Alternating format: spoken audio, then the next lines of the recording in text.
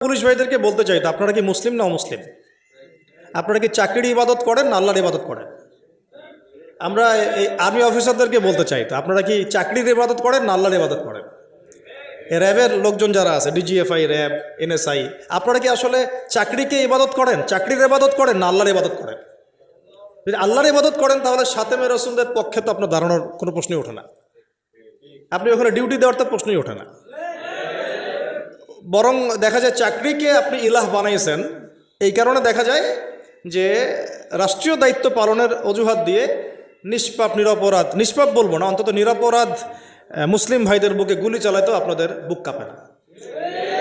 তার মানে আপনারা আল্লাহর ইবাদত এখনো করেন না, আপনারা করেন মূলত চাকরির ইবাদত। চাকরিটাকে আপনি ইবাদত বানাইছেন, ইলাহ বানাইছেন। কথা তো বাস্তব। শাপলা চত্বরে ঘটনা, গুলি করা হয়েছে কি হয় নাই? তো কি অজুহাত